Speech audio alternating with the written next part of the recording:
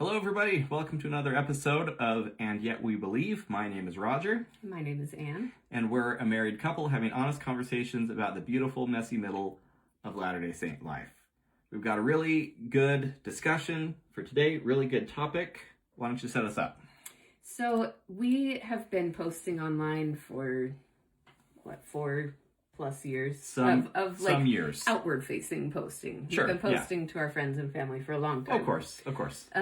But these accounts have been going for a while, and we are beginning to notice a trend in the comment section where often we will share a personal experience or something that happened to us or someone we know or something like that. And there always tends to be kind of two types of comments, maybe three even, in the comments, where somebody is saying, I'm sorry, I see you, I hear you, right. Something like that. In response to this experience that we've shared. Or they're saying, well, that's not how I experienced it. That must not be true. Yep. That wasn't my experience. There's no way that actually happened to you. Or they're saying, the church doesn't teach that. You're fake. You're making this up. Right. The church never said that. Go away. Right. So I can share an example. Yeah. So I put a video on Instagram over a year ago about some things that I experienced as in young men's growing up in the church. And I said that I was taught that I should not date a girl that has more than one set of earrings. Because that meant that she's not following the prophet. This was after President Hinckley's thing. Right. And I said some other things about, I was taught to not date a girl that was dressed, what was considered immodestly at the time, which is kind of a moving target. And I had people in the comments saying all of those things. Definitely had people saying, oh, yeah, I had the same experience. Definitely had people saying, well, I wasn't taught that. Kind of forcefully. Yeah, it's kind of hard to read like indignance into a comment, but there was some indignance. But the wildest ones were the ones that said, you weren't taught that. And I'm like, but were you in my ward? What are you talking about? But people very emphatically, and there's a pattern to this. This is not a one-off. It's happened in other posts.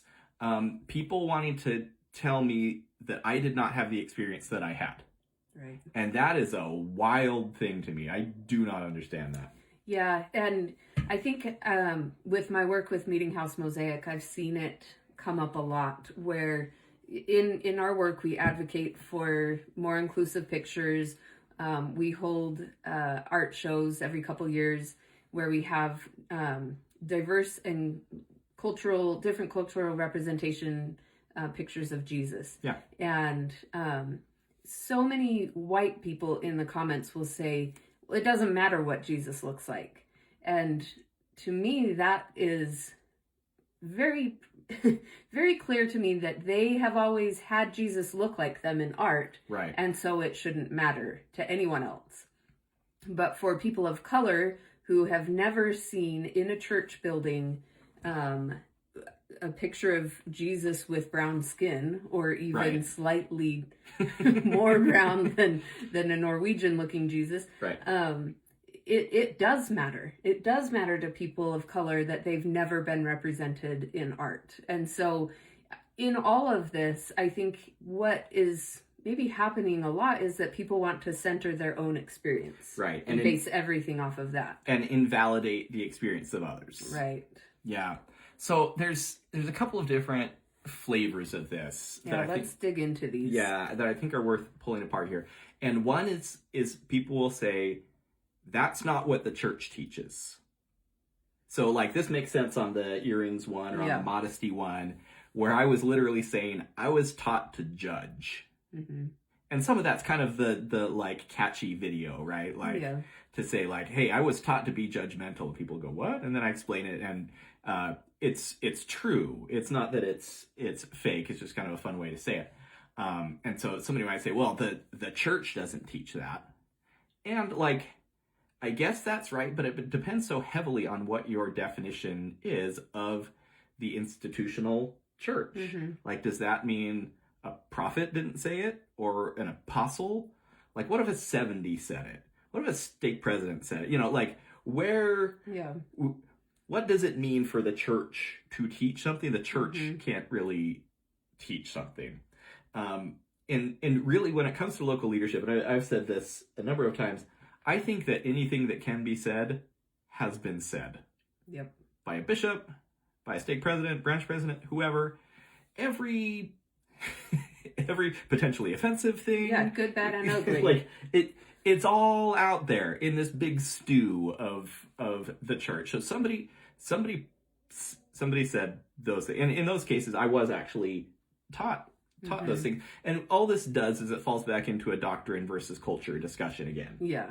Yeah. And we've done an episode about that. Yep. And you can go back and listen to that. But yeah, I mean, we did one recently about like the definition of doctrine, and Elder Anderson had this definition of like all 15 of the brethren teach it, and these sorts of things. It is interesting. I kind of went down a rabbit hole on a lot of other faiths or denominations have like a big long document of all the things they believe, like a creedal statement or a confession of faith or a catechism. And we don't have something like that. We have the articles of faith, which are very high level, very, very brief, but there's nothing saying here's all the things that are taught in the church. That doesn't exist. And so that's the first flavor of comment we get is, well, that's not what the church teaches. And I'm like, what does the church teach? Yeah. If your young men's leader taught it at church to you at that time, that was the church teaching it to you. Did the church teach it? Yeah. I don't know. It's that's just a tricky one. Yeah. And I mean, it is even trickier when some of those hard things are backed up by church leaders, general leaders, like Elder Bednar saying that his son shouldn't marry a woman with multiple earrings. And so, yes, you heard it. And then years later, it was corroborated by a church leader. By an apostle. Is that the church teaching it? That seems like the church teaching it. Yeah. So it is really tricky. The other point that we want to dig into is this thing that people say of, well, that wasn't my experience, so it's not real. Right. And we got into this a little bit earlier, but one way that has kind of been broken open to me of why that's not really a good argument is listening to people who are different than me, specifically people of color. I have never gone to church and had any racial things happen toward me. Right. No, Same. I've never had anybody call me any words because of the color of my skin.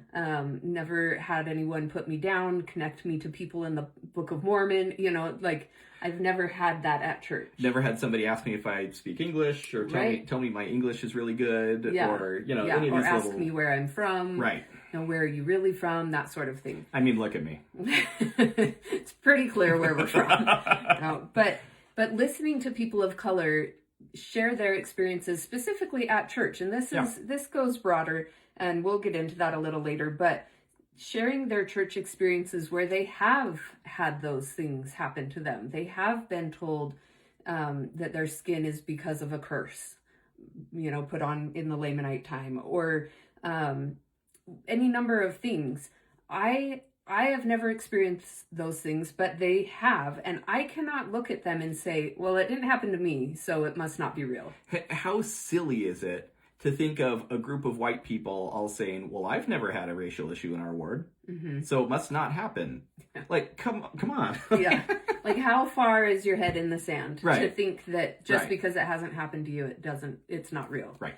I kind of think this fits in a little bit to what I saw a couple months ago when the church posted about that husband that's supporting his wife as she goes through medical school. Right, kind of caused a little stir. Yeah, so many people in the comments were like, well, that experience is not the norm. That's not okay. That's not how we do Mormon or Latter-day Saint or whatever. Right. That's not how we do it. So it's not okay. It's not right. It's not allowed.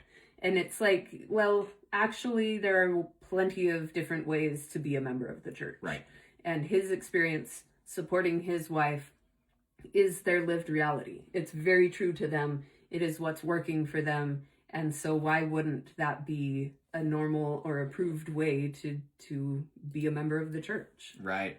I even heard this today. Ooh. So after we posted that we were going to be doing this episode, posted on Instagram, I got a message from someone who said, hey, I'm a recent convert, and people always try to tell me what my experience was in joining the church. Oh. And they don't want to, like, actually stop and listen and hear me tell what my experience was. Wow. I thought that was really fascinating. It's people that are trying to put their own experience on somebody else. Mm-hmm. Yeah. So there's got to be reasons why we do this. Yes. Right? Like this is not something that's just an LDS phenomenon. Oh no, right? certainly not. So we're not special in that way. This is just broad human behavior, but let's dig into the why a little bit. Yeah, so there's some like behavioral psychology principles going on here. And again, this is way bigger than just Latter-day Saints. We're also not psychologists, so yes, this is yeah. This says you want, but this is human nature kind of stuff. And there's a couple of related concepts. One's called motivated reasoning. One's called identity protective cognition.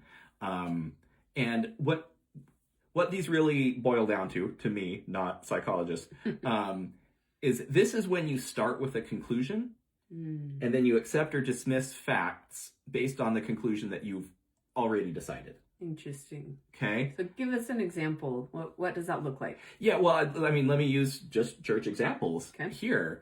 So the earrings thing. Somebody might hear my experience of like, hey, you shouldn't date a girl that has more than one set of earrings. And they might think, well, that makes the church sound really controlling. And that's not the image that I have of the church. So it's wrong. So they already have a conclusion that the church is not controlling, and then they're encountered with a fact or a premise along the way, and they reject it. And it's really easy to expand this out to include like the problematic things in the church are really easy to plug into this, like polygamy, and kind of a hot button right now for whatever reason is Joseph Smith's polygamy, and so people approach this with, I have this picture of Joseph Smith and who he is and the role he played in the restoration, and now you're telling me something that's negative and scary and kind of icky about Joseph Smith, so I'm going to reject it because that's going to tarnish this picture that I have of Joseph Smith. Race in the priesthood is another like really easy one. Yeah. So this is something that we all do. We have something that we've decided. And it might be as simple as the church is true, but probably has like more facets, angles than just that. And when we encounter something along the way that feels like it doesn't fit, we reject the thing that doesn't fit what we already have. And I'll just add one more piece to that. That there's another weird thing that I encounter. I write on my Substack, I post on Instagram, and people will think I'm being critical of the church or its leaders, when I don't think I am. And sometimes it's that I've said something like, hey, prophets are human and they can make mistakes. And people come out of the woodwork to tell me that I'm wrong about that, when it's also literally part of our doctrine. Like the prophets literally say it. That we're human. That you want something the church teaches? The church teaches that. Yeah. Fallibility of its leaders. But that's also kind of a scary little thing and doesn't fit into every Latter-day Saints picture of what the church is. Yeah, and that leads into this other kind of principle of we have a narrative that is, this is who we are. This is who we are as a church. The community that raised me is good. And so anything that makes it look not good is thus bad. Got it. Okay. And so, like you were saying, when we have that thought that, we have this narrative that kind of feeds us and is the like stable ground below us. And then we hear something that contradicts that or puts a little like spanner in the works, like just kind of, nudges it a bit, it can feel like everything stable is falling apart. I think that happens for most people who go through deconstruction at some point, or rebuilding of their faith, is we do hear things that are like, wait, that's not how I was taught it growing up, or why was I never taught this growing up? Yeah. And so it is hard. I see this a lot with anti-racism work and with white supremacy. You hear a lot right now of like, well, these people just want our white kids in school to feel bad for being white. Right. Where that's not the case at all, obviously. And it's funny to me, as like you talk about civil rights era, for example, and a lot of people are uncomfortable hearing what happened in that time because primarily a lot of white people were very bad toward a lot of black people. And if that's the only story that you hear, then yeah, you might feel guilty or ashamed for being connected to that white group. Okay. What we don't hear about in history is also the white people were right there next to them marching on the bridges and doing the bus boycotts and being killed because they were helping the black people and realizing that something was wrong and we need to do better. Got it. Why don't we connect as white people with those white people that were standing up for something that we know was wrong? Like they are against what was wrong. Why don't we connect with them? We don't hear their stories at all. Right. Right. And so it's the same with church, with the church and race in the priesthood. We often just hold on to Brigham Young. Well, he was a prophet, and it's just, that's what he was doing. Like that's how the water was at the time. Everybody was racist in one way or another. Well, no, Orson Pratt was fighting against Brigham Young, saying, no, this is wrong. You've got this wrong. We don't have to believe this. Even Joseph Smith, to a certain degree, was an abolitionist.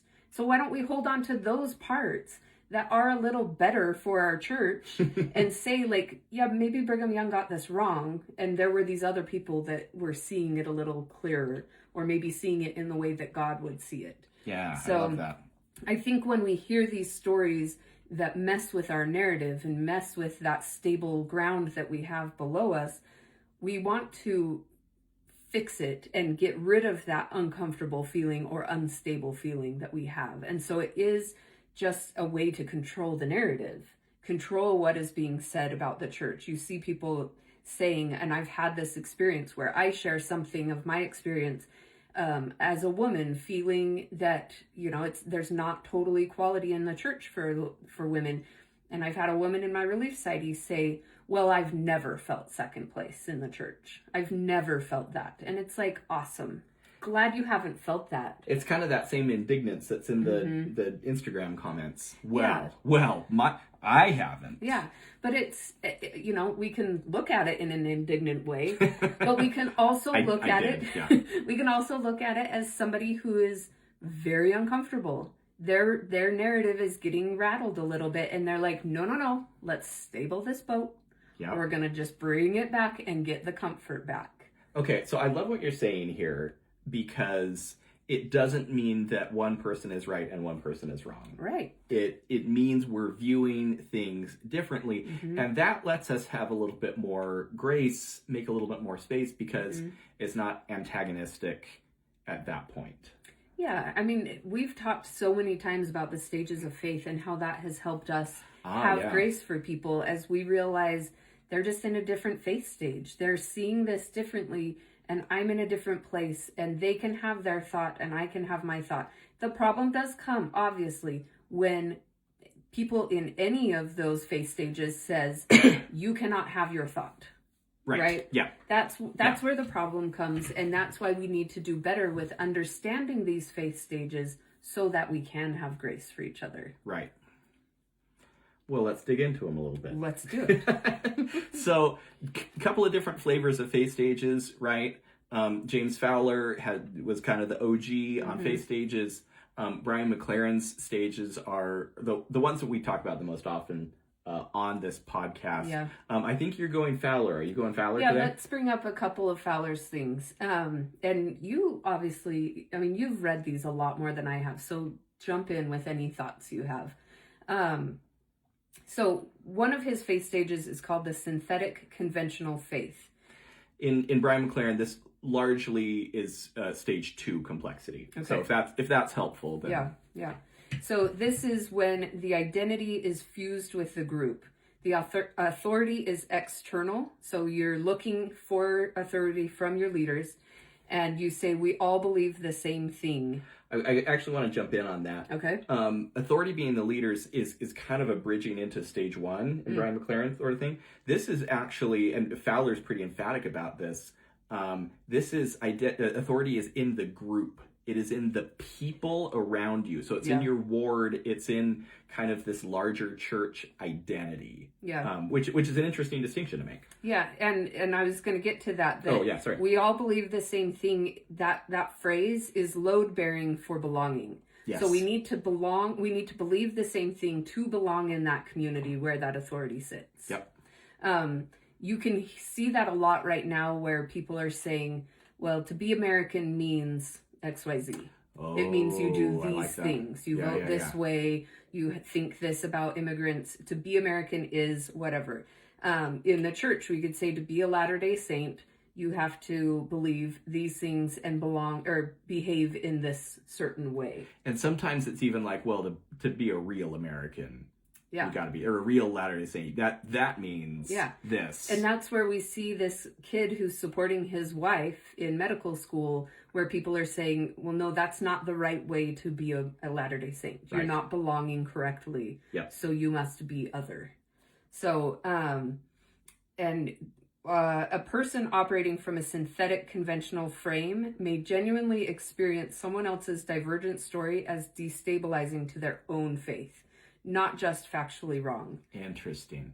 So it doesn't necessarily even matter what the person says. It matters how it makes the person feel, if it makes them feel unstable.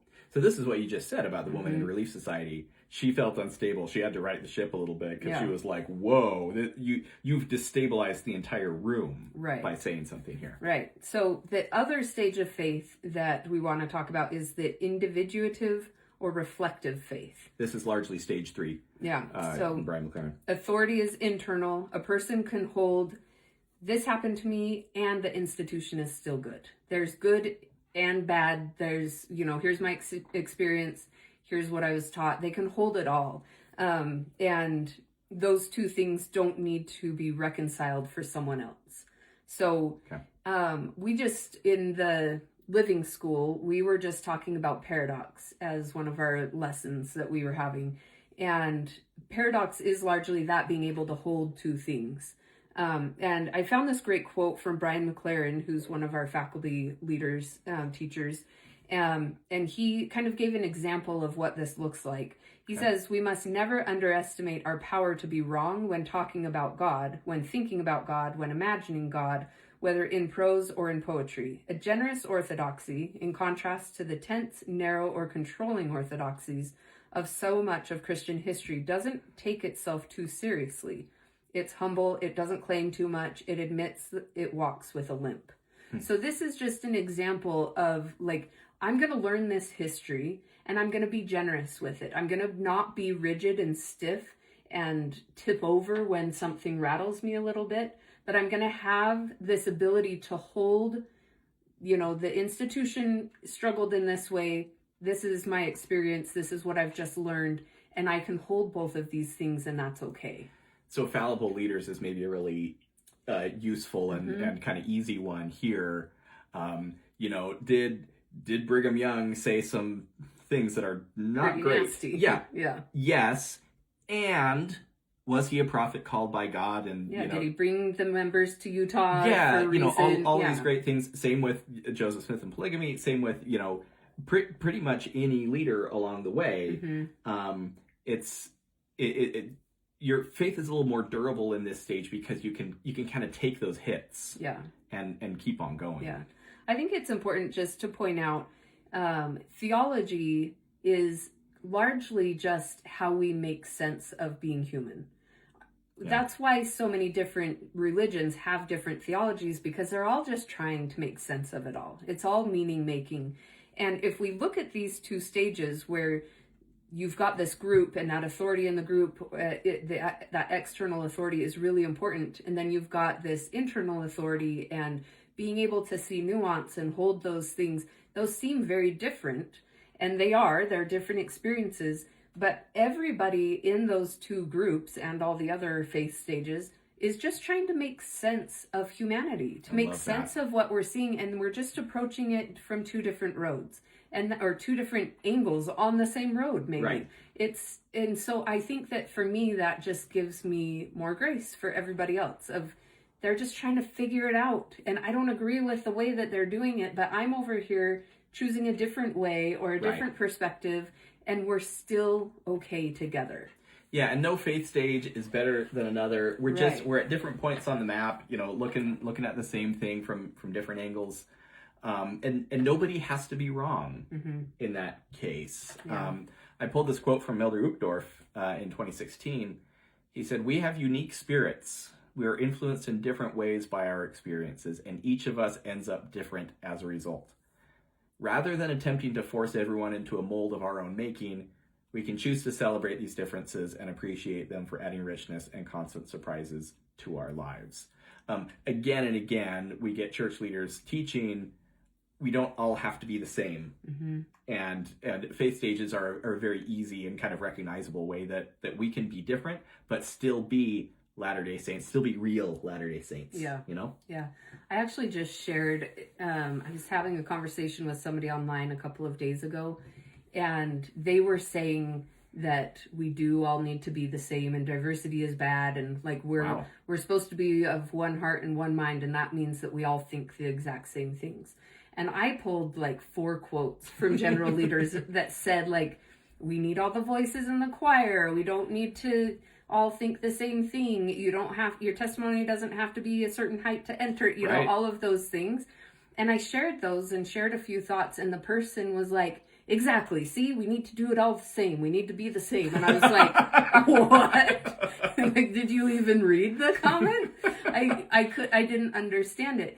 And I just left it. And that's a point where I can say, okay, we are approaching from different sides, and we're so far apart that even some words to try and get us closer to each other aren't helping. And so there's no reason to keep going in this conversation. Yeah. So let's just answer this question. So a question came on Instagram to Roger asking, when someone accuses you of being critical of leaders, but you sincerely are not, how do you resolve that? I don't respond. That is not a good answer. That is a terrible answer. It depends on the circumstances. If it is in Instagram comments, I mostly stay out of it. And so in that case, I don't know if the person is trolling or trying to have an argument or something. It could be a bot. Yeah, absolutely. And so engaging online is something that I do rather poorly. Here's the way I think about it. I feel like there's a work for me to do and a work for us to do. And kind of our focus is making space for everybody in the church, no matter what your faith looks like, no matter what your background looks like, no matter what you look like, that sort of thing. And I think both of us regularly get comments from people saying, thank you. Thank you for saying these things.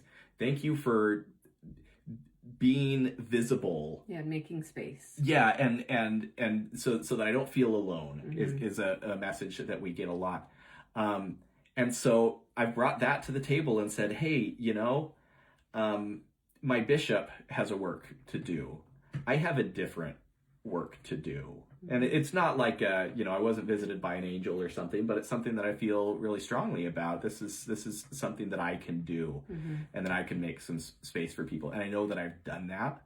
So there's not like a counter argument, there's not really a good retort for somebody who's saying, hey, you're being critical of the church. I understand that they're seeing it differently than I am. And it's tricky. I don't have a great answer. Well, the quote that I always tell you that I love is from James Baldwin, where he says, I love America more than any other country in the world, and exactly for this reason, I insist on the right to criticize her perpetually. Yep. And we do love the church. There's a lot that we struggle with, and there's a lot that we love. And for that reason, we want to stay and make it better. And so when people see something as critical, I just had people calling a recent post of mine. They were saying that I was being critical of church leaders and volunteers, local leaders that are just trying to make the best. Doing their best. Yeah.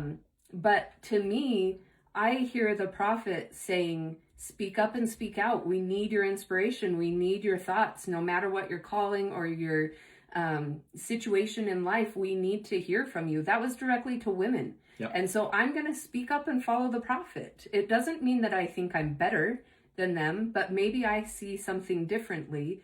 And I think that that can improve the situation for everybody. Yeah. And so why wouldn't I say something like that?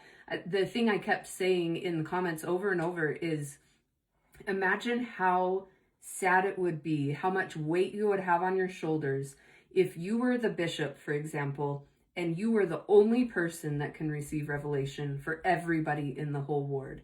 And every outcome in the ward was your fault if it went badly. Yikes. That would be so hard for people. And so that's why we have councils. That's why we delegate. That's why we are able to talk to each other and say, here's a perspective you hadn't thought about. You're a man, I'm a woman. Let me share some things that I see differently than you. Right. And that is not critical. That is helping to improve the situation. I love that. So it's a good question. Yeah. So let's move on a little bit. So I think what we lose when we think we all have to be the same or be even of one heart and one mind and think that that means only one way, is we lose the beauty and diversity of our Heavenly Parents' children. Okay. Right? Yeah. We have all been created so differently. And even in the scriptures, it says, people are going to have different gifts. And if people get different gifts, that means that they have different personalities to work with those gifts and to use them in ways that are unique to them. And so the scriptures don't say you all get the gift of tongues and that's it.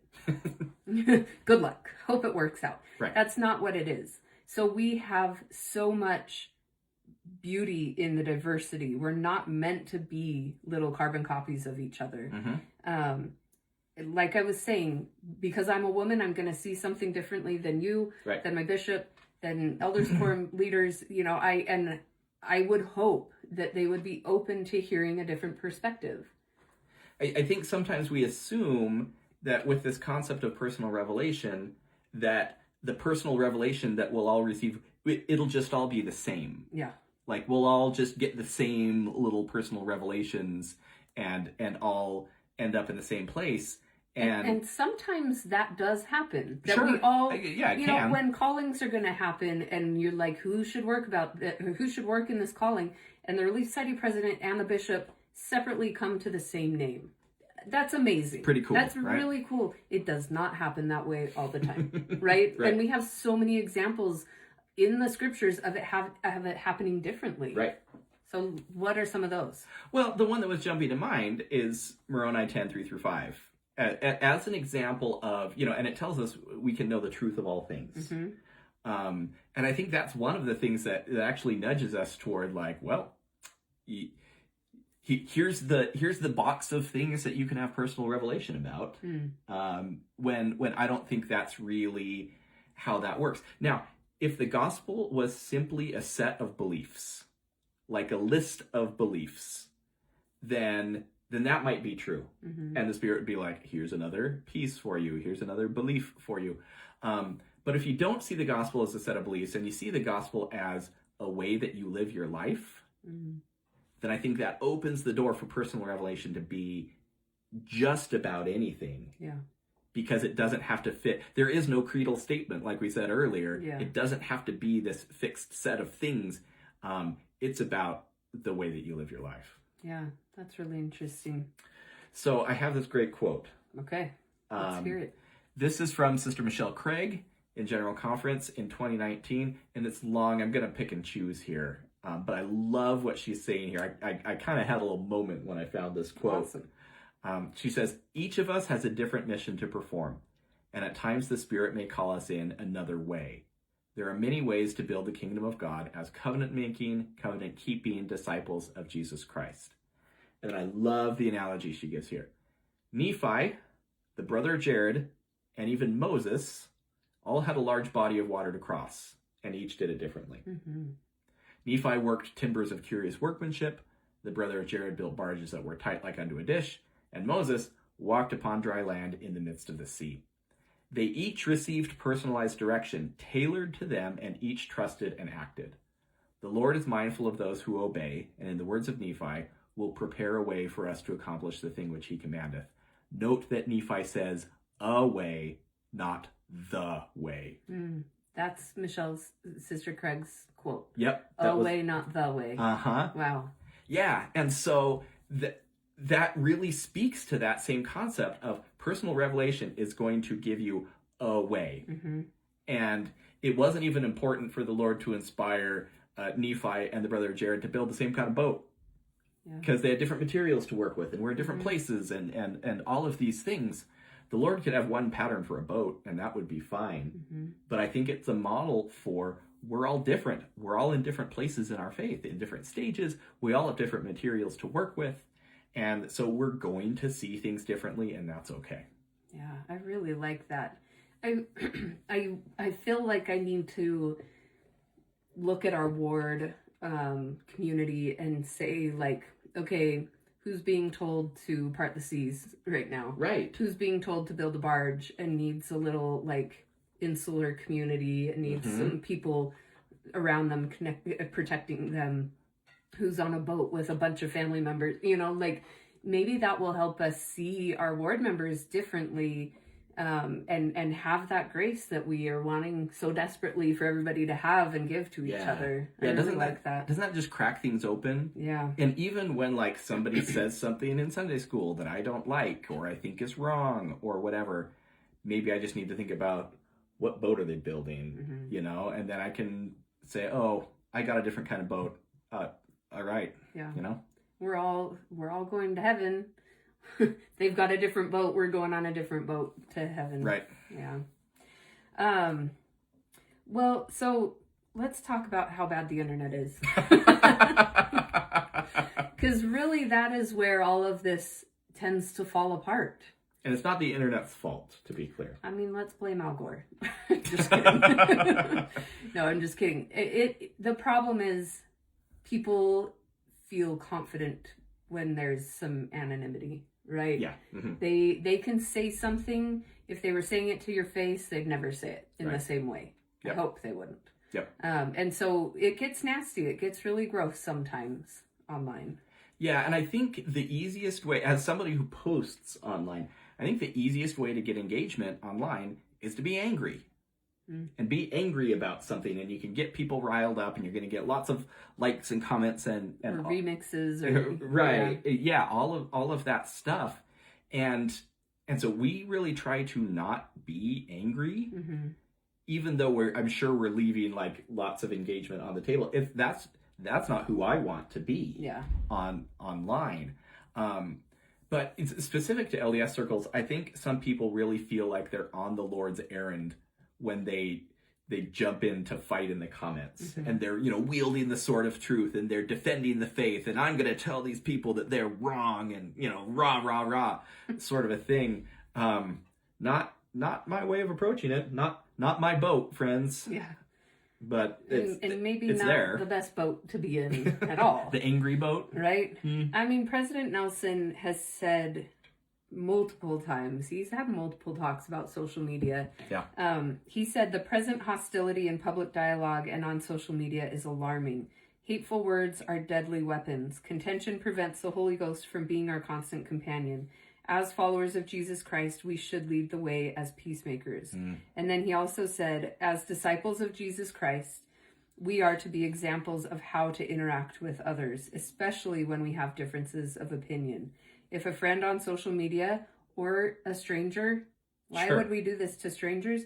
If a friend or stranger on social media has strong political views or social views that violate everything you believe in, an angry, cutting retort by you will not help. I don't know why we have this need to jump in and say, no, you are wrong. Right.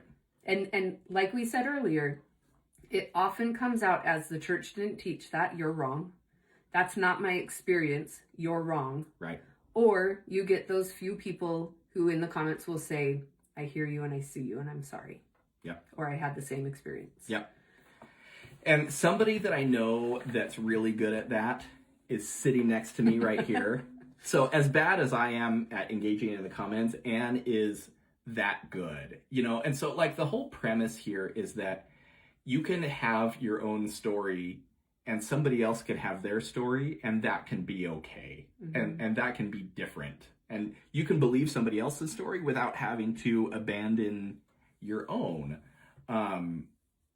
You know, so Anne will engage with people in the comments. Somebody is being a jerk, and she'll meet them with understanding and with compassion. And some of the time they buckle and they go, I'm sorry. You're right. I went too far. I went too far with it. And it's amazing to see that happen because it requires meeting them with that compassion. I think that's really, really all we're asked to do, right? We're all fellow travelers. Like all we're really asked to do is meet each other with kindness and understanding, whether it's online or not. It's kind of like that Ram Dass thing about we're all just walking each other home. Yeah, I love that quote. You know, that's the whole point. Do we need to haggle about these things on the internet and be jerks about it?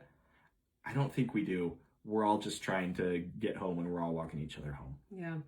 I really, truly believe that if we want to see any change, we have to be the ones to start making changes. Yeah. It is, like we said, it is so tempting to just be angry. It is so tempting to shut someone down and belittle them and make them feel like a stupid person for even existing. Right. It is so easy to be snarky. Mm-hmm. And to that I say, find a group of your trusted close friends where you can be snarky about something and let it live there.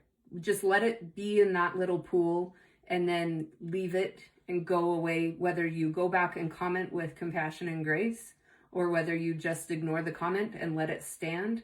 We don't have to be right all of the time. Yep. Being a defender of the faith does not mean that we put people down and that we treat people horribly.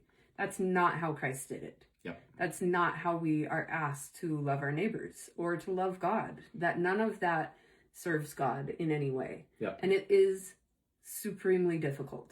It is really, really hard, but it is possible. And I think that we can say to people, thank you for sharing your experience. Mine is different. Period. And that's it. That's so we simple. we don't have to put them down for having a different experience in the same way that we don't want to be put down for having a different experience. Yeah. And so it's okay to say, I see things differently. It's okay to stand up and say, not all people do that, but we don't have to fight about it and you don't have to get nasty. Yep. Yeah, I'm feeling a little bit motivated and inspired from this conversation because I know that there's more I can do, you know, and there's more, well, you know, all of us can do, I'm sure. So we have the perfect example in Jesus Christ. Sometimes it's hard to remember to be Christ-like when we're on the internet, but maybe that's the call to action. Yeah, less keyboard warriors and more Christ-like behavior. There we go. Let's do it. That'll do it. Okay, we'll see you next time. If you want to follow us online, I'm at The Vision Beautiful. I'm at From the Overflow. And you can follow both of us at And Yet We Believe. We'll see you next time. See ya.